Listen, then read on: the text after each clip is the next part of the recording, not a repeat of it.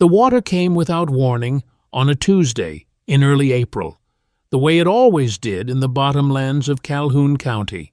Not slowly, not politely, but all at once, brown and churning and carrying everything that wasn't nailed down or rooted deep. By noon, the creek had jumped its banks. By 3 in the afternoon, the county road looked like a river. And by the time the sun found a gap in the clouds somewhere near dusk, the fields on either side of Route 9 told 2 entirely different stories. On the left, where the Denton Brothers operation ran its corn rows straight down to the ditch edge, the topsoil was simply gone. 2 inches of it, black and irreplaceable, streaming southward in the muddy current. On the right, where Elias Cutter had farmed the same 280 acres since his father handed him the deed in 1987, the ground held. The ditch banks held. The soil held. Stay with this one to the end, because every detail here is placed for a reason. Elias Cutter had been seeding those ditch banks since 1994. 30 years ago, he had pushed a hand-crank spreader down the margins of his fields in October, when the ground was cold, and his breath came in short white plumes, and the neighbors who noticed were not shy about their opinions. "Waste of seed," his neighbor Dale Fenwick had said from the window of his truck, idling on the road shoulder with that particular grin of a man who believes efficiency is the same thing as intelligence. "You're growing grass in a ditch, Elias. You farming now or landscaping?" And then Dale had driven on, leaving a thin exhaust trail over the frost-stiffened stubble, and Elias had kept pushing the spreader, his boots crunching on the gravel shoulder, his breath steadying against the cold. The flood of April 2024 was the 4th major event to hit the Calhoun County bottomlands in 30 years. It was, by every measure of the county extension office, the worst. What it left behind, or rather, what it took, was the beginning of an argument that Elias Cutter had never sought, but could not now avoid, because his topsoil was the only thing left. Elias was 61 years old, and built like someone who had never stopped doing the work himself. He wore the same canvas jacket in April that he wore in October, faded to the color of dry creek mud, and he kept a small spiral notebook in the breast pocket where other farmers kept their phones. His hands were the hands of a man who had spent 4 decades in direct contact with his land, thick across the knuckles, permanently stained at the nail beds, deliberate in every motion. He had grown up watching his father, Roy Cutter, lose a quarter section of their best ground to a 1983 flood, watching Roy stand at the field edge and say nothing for a long time. And that silence had settled into Elias like a lesson that didn't need repeating. What Elias had done with the ditch banks was not complicated. It was not expensive. It was not by any technical measure revolutionary. He had seeded them with a mixed native grass blend, big blue stem, side oats grama, switchgrass, a handful of sedge varieties that the seed salesman at the Agway in Harrowfield had to dig for because nobody was asking for them anymore. He had not seeded them once. He had seeded them, and then 2 years later, when some of the perennial stands were thin, he had overseeded again, pushing the hand-crank spreader in the same October cold, in the same deliberate silence, covering the same ground with the same patience. He had not mowed them to the ground the way the county maintenance trucks did every July, because he had spoken to the county road supervisor, a patient man named Glenn Atwater, and negotiated a 60-inch cut height for the sections bordering his property. Glenn Atwater had agreed, mostly because it saved his department a pass, and partly because he respected Elias in the way that people respect a man who comes with a specific and reasonable request rather than a grievance. Now let me tell you what those grasses actually did. Big Blue Stem sends roots 6 feet into the earth. 6 feet. A root 6 feet deep does not merely hold the top 2 inches of soil the way a mat of mowed fescue might. It stitches the entire soil profile into something coherent, something that behaves as a unit when water moves across it. Switchgrass does the same. The sedge species that Elias had chosen, varieties native to the Calhoun County drainage basin for longer than anyone had been farming it, were specifically adapted to saturation cycles, wet feet in spring, dry in August, wet again in September, and they did not flinch at the kind of event that rolled through on that April Tuesday. Their root masses had been building since 1994. Some of the oldest crowns in the most established sections were 30 years old. 30 growing seasons of root production, of organic matter cycling back into the bank, of fungal networks connecting plant to soil to microbe in a web that no tillage paths had ever disturbed. The ditch bank on the western edge of Elias's property ran for a quarter-mile along the main drainage channel that fed into the Calhoun Creek. It was 4 feet high at its tallest point, maybe 8 feet wide at the base, the kind of earthen feature that most farmers treated as dead space. Ground you couldn't crop, ground you mowed because the county said to, ground that was neither field nor road, and therefore worth nothing. What Elias had made of it, over 3 decades, was something closer to a living wall. The grasses stood 3 feet tall by late summer. In winter they were tawny and bent, and in early spring, before the green came back, they looked like nothing so much as old straw, rustling softly in the March wind, and that was precisely when Dale Fenwick or one of the Denton brothers would drive past and make the joke about landscaping again. In the first week of March 2024, 6 weeks before the flood, Elias had walked the entire length of all 4 of his ditch banks, north, south, east, and west, with his spiral notebook and a sharpened pencil. He did this every March. He had done it every March since 1998, when he had started keeping formal records of stand density, root exposure, any sections where the bank face had slumped or thinned. He measured, he noted, he cross-referenced what he found against the previous year's entry. The north bank along Miller Road showed a gap of about 12 feet where a section of Big Blue Stem had died out.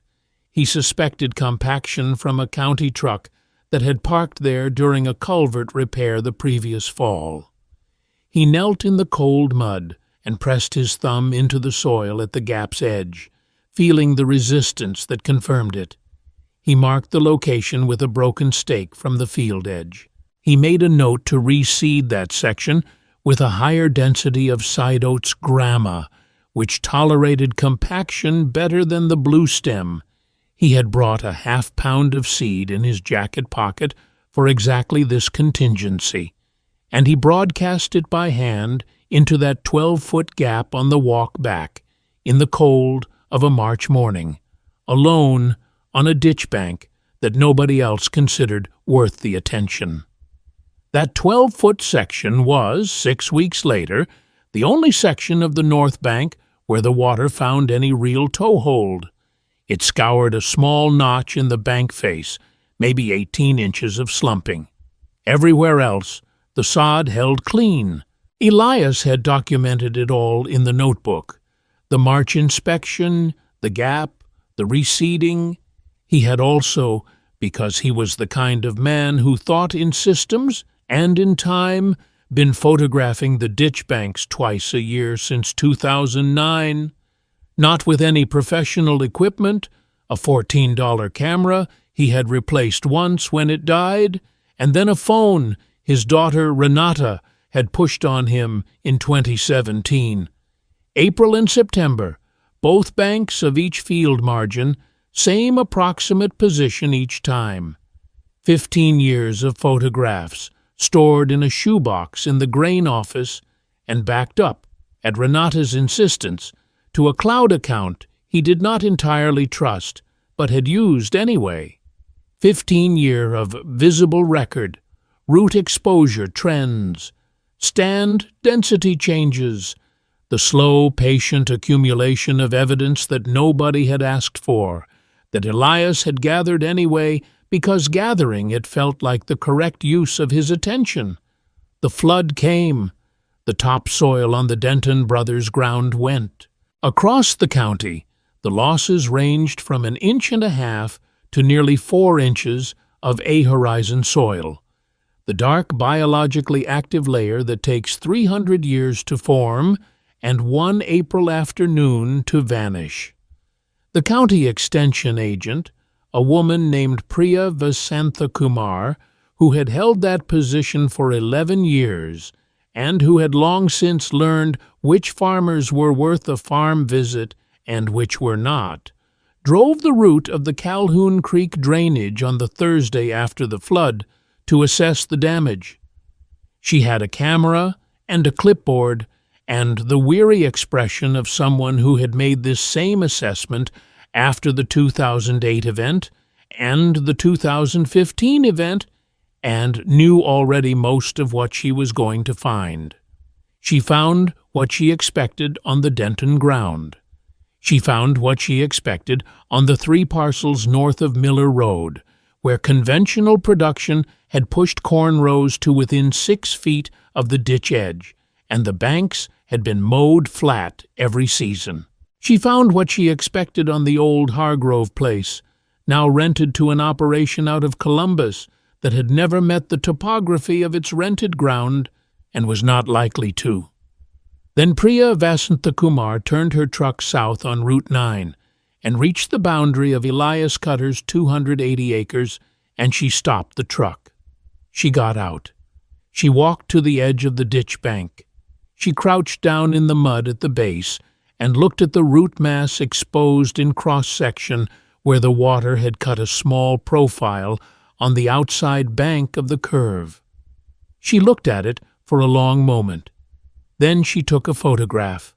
Then she took 4 more photographs. Then she stood up and looked north, toward the scoured moonscape of the Denton fields, and south again, toward the intact standing profile of Elias Cutter's bank, and she wrote something on the clipboard that took her longer than a single word. What she had written was this: intact, full stand, native mix, roots to estimated 5+ feet, no A-horizon loss visible, assess for documentation. She did not call Elias that afternoon. She was the kind of professional who collected evidence before she formed conclusions, but she had found something she had not expected to find in the Calhoun County bottomlands on the Thursday after the worst flood in 30 years. She had found a field margin that had done exactly what field margins were supposed to do and almost never did anymore. She had found proof.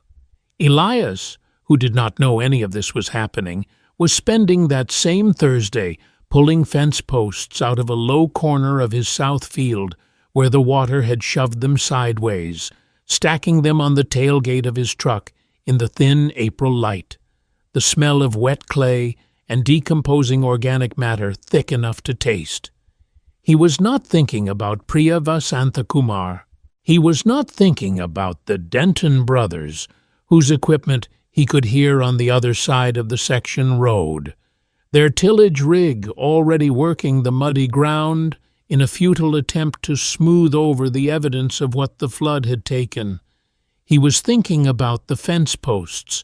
He was thinking about whether the corner post had shifted at the base, which would mean resetting it, or whether it had only pivoted, which could be handled with a turnbuckle. He pulled it free of the mud with both hands, grunting at the suction, and checked the base, and found the answer, and made a note in the spiral notebook, leaning the post against the truck fender while he wrote. He had not yet been told what he had. He had not yet been told what it was worth.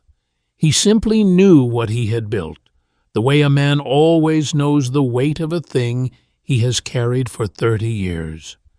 The morning after Priya Vasanthakumar's field assessment, she made 3 phone calls. The first was to the Regional Soil Conservation Office in Columbus. The second was to a colleague at Ohio State University's Agricultural Extension Program, a soil scientist named Dr. Marcus Freed, who had been studying erosion dynamics in the Midwest Corn Belt for 22 years, and whose name appeared on enough peer-reviewed papers that the university had given him a title with the word "distinguished" in it. The third call was to Elias Cutter, which she made from the parking lot of the Harrowfield feed store at 7:45 in the morning, standing beside her truck with the engine still running against the cold. Elias picked up on the second ring. He was in the grain office, going through the March inspection notes in his spiral notebook and comparing them against the post-flood photographs he had taken on Wednesday, the same positions, the same angles, the record continuing. Priya told him she had assessed his ditch banks the day before. She told him what she had found. She used technical language first, the way she always did, and then she paused and said plainly, "Elias, I've been doing this for 11 years, and I've never seen anything like what you have on that western bank. I need to understand what you've done out there. I'd like to bring someone to look at it, if you're willing." Elias was quiet for a moment, not from surprise exactly, something more like recognition. The thing he had been doing in private, in October cold and March mud, for 3 decades, had finally been seen by someone equipped to understand it. "Come whenever you need to," he said. "I've got records going back to March of 1998. There was a short silence on Priya's end of the phone. Then she said, "I'm going to need those records." What she did not know yet, and what Elias had not thought to mention, was that the records included not just the notebook entries, but the photographs, the seed purchase receipts, the correspondence with Glenn Atwater about the mowing height, and a hand-drawn map of the ditch bank stands that Elias had updated every 3 years since 2001, tracking the progression of root depth estimates based on annual erosion face exposures. It was not a scientific study. It had never been intended as one. It was simply the record of a man paying careful attention to something he was responsible for, kept the way his father Roy had kept the farm accounts, not because anyone required it, but because the keeping of accurate records was itself a form of respect for the land, and Roy had taught Elias that the land noticed. Dr. Marcus Freed arrived in Calhoun County on a Friday morning, 11 days after the flood, driving a university fleet vehicle with a soil probe and a digital camera, and a graduate student named Tobin Marsh, who carried a tablet and looked at everything with the particular focused uncertainty of a young person trying to learn faster than they can think.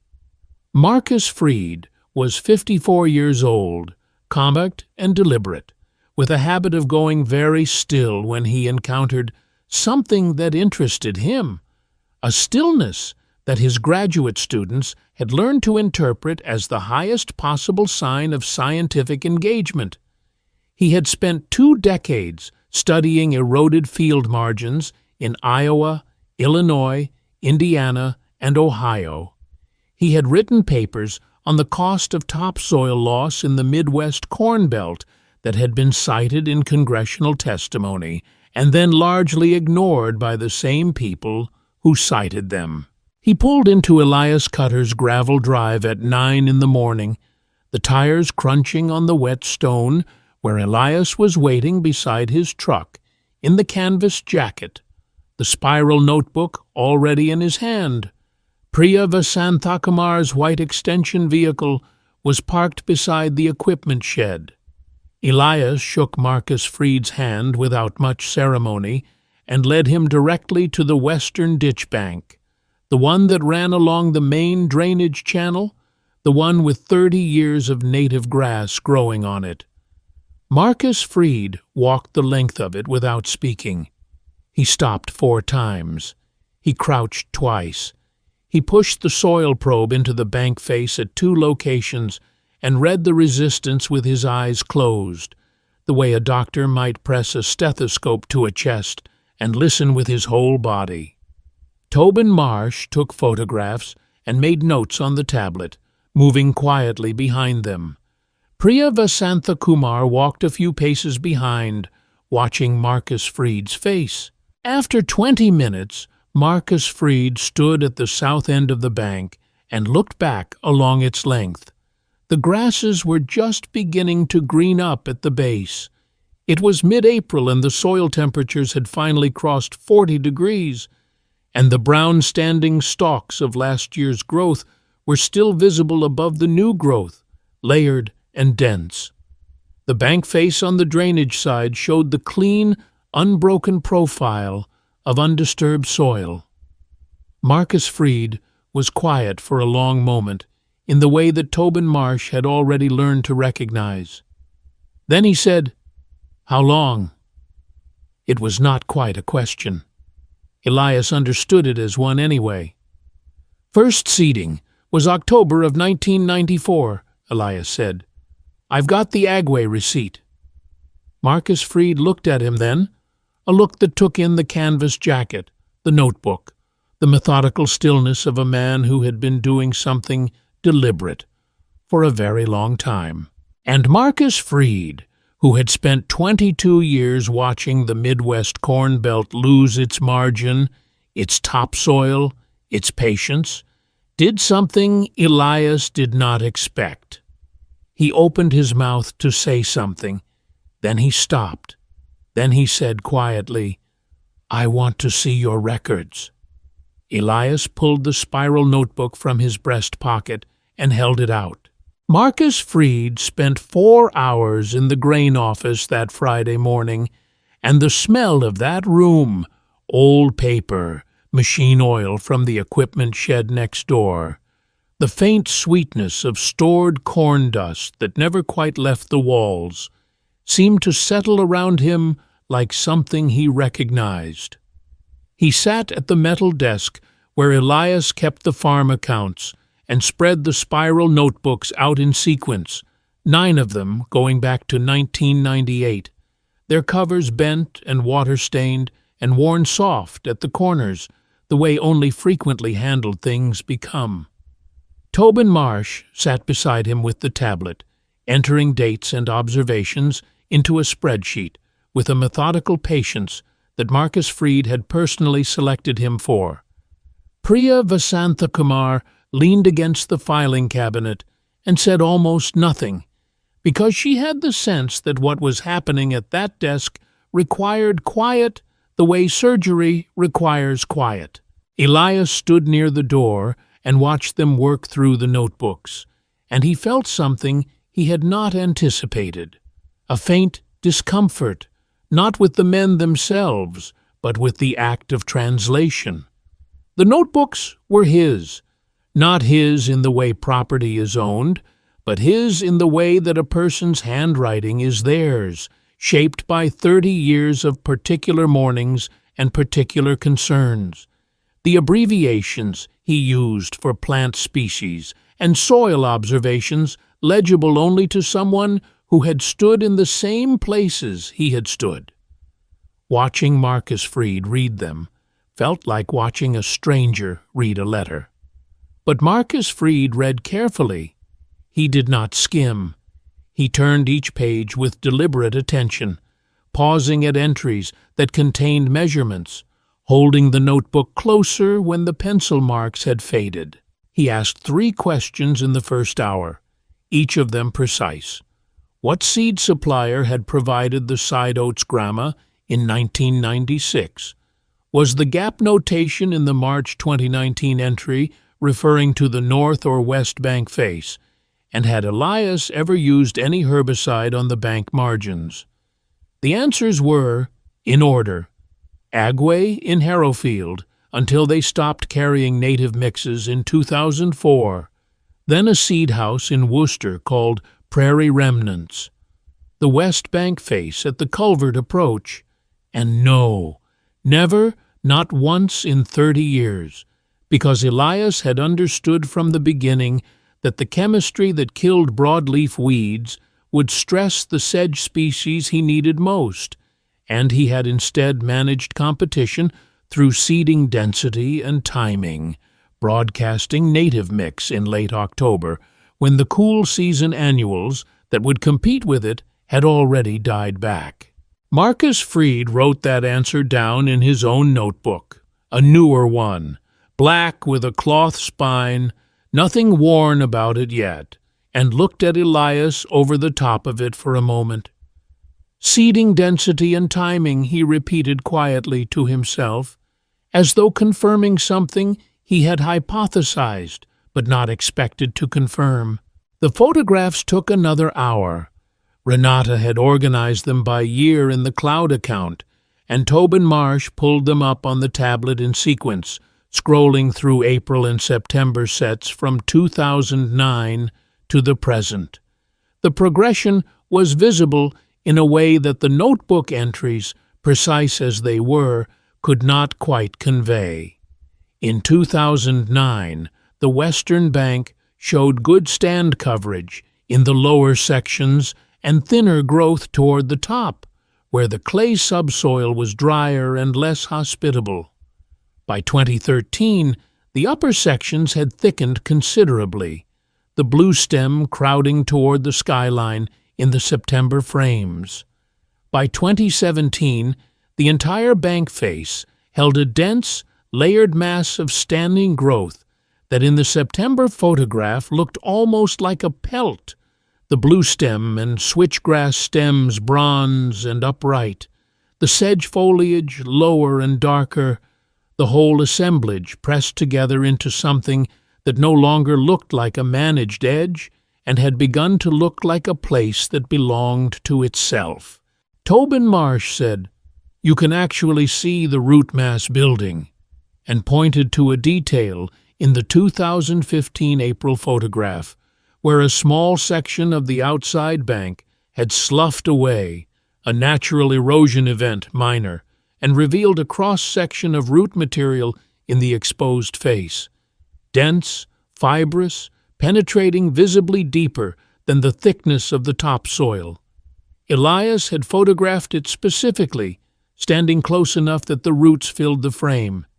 He had noted it in the notebook that year. Natural exposure at south approach, west bank. Root mass estimated 4+ feet at this profile. No A-horizon loss. Face stable by September. Marcus Freed set down his pen and was still for a moment in the way Tobin Marsh had learned to read. Then he picked the pen back up and wrote something longer this time. Priya Vasantha Kumar, from her position by the filing cabinet, watched his face and said nothing. What Marcus Freed was working through, in the silence of the grain office while Elias stood near the door in the canvas jacket with the empty notebook pocket, was something that had occupied him across 2 decades of field research and a shelf of published papers and 1 congressional testimony that had changed nothing. The question of why the simplest interventions, the ones that required only patience and attention, and the restraint not to mow, not to till, not to treat the margin as empty space, were the ones that almost no one sustained. He had data. He had controlled studies on native grass buffers in the Iowa River corridor and the Kankakee Basin and the upper Scioto drainage. The data was consistent. It had been consistent for 20 years. And yet, he could count on one hand the farms where he had found a buffer system maintained without interruption for more than a decade. Because the interruptions were always reasonable. A wet spring that pushed the mowing crew off schedule. A lease change, a new operator who hadn't heard the reasoning, a county maintenance contract that defined anything above 30 inches as a nuisance. The interruptions were always reasonable, and they were always fatal to the long-term function of the system. What Elias Cutter had done, what the notebooks and photographs and seed receipts and the hand-drawn progression maps proved, in aggregate, without ambiguity, was simply refuse all the interruptions for 30 years. He had not done it because of a study. He had not done it because of a grant program or a conservation easement payment or a cost-share arrangement with the county. He had done it because his father Roy had lost a quarter section to a flood in 1983, and he had decided, with the particular stubbornness of a man who processes grief through action, that he would not lose his. That was the whole explanation. It was not complicated. It was simply long. Marcus Freed asked Elias to walk him back out to the western bank after lunch. A lunch that Elias's wife Donna produced without ceremony from the farmhouse kitchen, soup and bread left on the table, with the quiet efficiency of a woman who had been feeding extra people at harvest time for 35 years. The bread was still warm from the oven, and Marcus Freed ate quickly, the way a man eats when his mind is already somewhere else. They walked out in the thin April sun, the ground still soft underfoot and giving slightly with each step, and Marcus Freed crouched at the bank face where the April flood had cut its small profile and exposed the root mass in cross-section. He ran 2 fingers along the exposed root material the way a carpenter runs a hand along the grain of a board, not testing it so much as acknowledging it. The roots were pale and dense and interlaced, pressing into the clay subsoil in every direction, a coherent structure that the flood had not moved. "This is 30 years of carbon," Marcus Freed said, not quite to Elias, not quite to himself. He pressed his thumb gently into the soil just above the root exposure and felt the resistance. "The water doesn't know what to do with soil this stable. It goes around." Elias crouched beside him and looked at the profile. He had looked at many exposures like this one over the years, had photographed them, had entered them in the notebook. He had never heard them described quite that way. 30 years of carbon. The phrase was accurate and strange at the same time, the way precise language sometimes is when it lands on something you have known bodily for a long time without having the words for it. Marcus Freed stood and looked south down the length of the bank and said he wanted to bring a team back in August to take soil cores along the full length of all war banks and establish a formal baseline. He said he believed what Elias had here was, in the context of the Calhoun County drainage basin, the most complete long-term record of native buffer establishment and function he had encountered in 2 decades of field work. He said this plainly, without inflation, in the same voice he used for technical observations, because for Marcus Freed there was no meaningful distinction between a technical observation and an important one. Elias listened. He did not say much.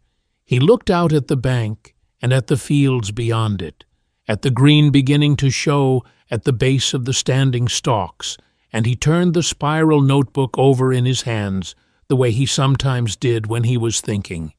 He had been doing this work in the particular loneliness of being correct before anyone else is ready to agree, and now someone with 22 years of peer-reviewed evidence was standing in the mud beside him, telling him what he had already known.